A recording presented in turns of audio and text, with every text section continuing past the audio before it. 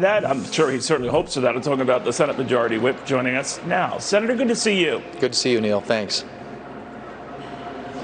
You know, I was thinking, knowing we were going to be chatting, that as all these places are opening, including Disney Springs, obviously in Orlando. I'm really looking forward to Graceland tomorrow. I don't know if you're, Elvis Presley fan, Senator. But that's the big one to watch. But well, there you go. I'm only saying that those are the kind of iconic openings or opportunities that you think about. That's a big deal, isn't it?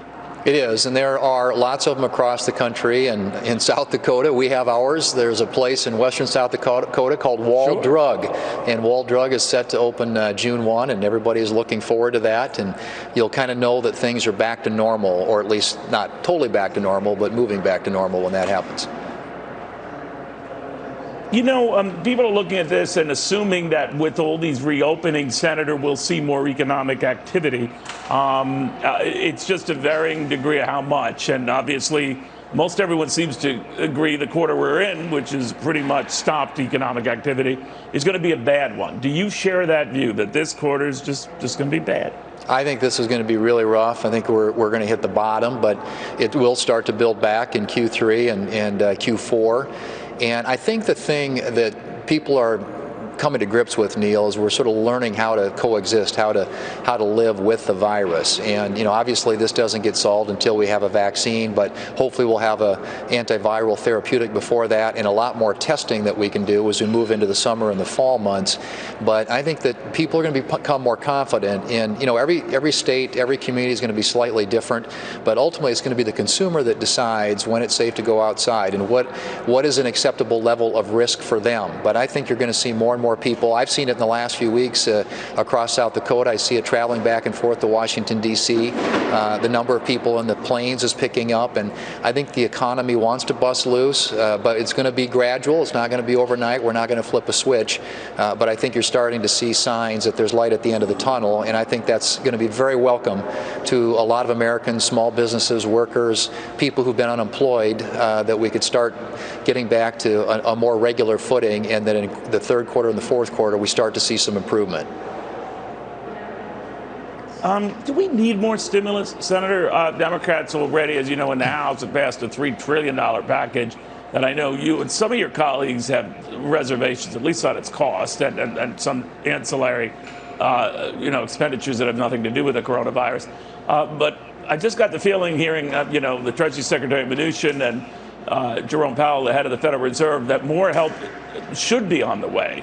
Do you think that that's a good idea, that more help, more money should be provided?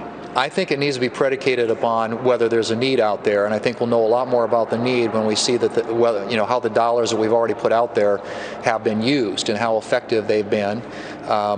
There is, as you said, the House Democrats passed a $3 trillion, sort of wish list last week, and that really, it was partly the size of it, the scale of it, also the substance of it. I mean, they had things in there. They mentioned cannabis 68 times in that piece of legislation, jobs only 52 times. So it seems like that they're a lot more worried about marijuana than they are worried about people's jobs, and so I think that was both the focus and the size of that thing.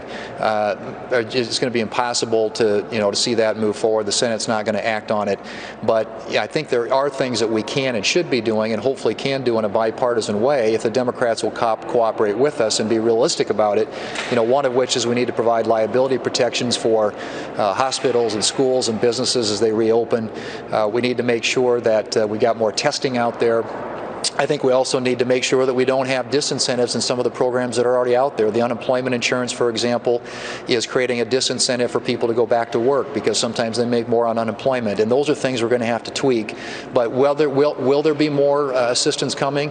Probably. I know that's what the Fed chairman and Secretary Mnuchin have been signaling, but I can tell you that Republicans in the Senate want to make sure that when we do it in the right way, in an efficient way that's responsible to the taxpayers, because every dollar that we're putting out there is is a dollar we're borrowing from future generations. And our members are very acutely aware of that and want to make sure that we're doing the right things, getting lead on the target that actually makes a difference in people's lives and gets the economy going again, but doesn't, do all these other crazy things like what the Democrats have tried to do in the House bill. In fact, there's a provision in the House bill, believe it or not, they've got a tax cut in there for millionaires and billionaires, and it seems to me at least that that's not what we want to be doing right now. The one that addresses the limit and the cap on the SALT, real estate it'd be good. It'd be good. Got it. Yeah, it'd be good for you, Neil, and it'd probably be good for some high-income earners in some states. But it's certainly not something. It's part of tax reform that we passed a couple of years ago. It was a reform, and we need to leave it in place.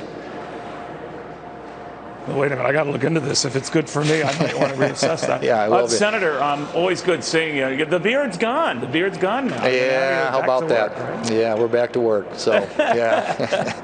All right, Senator.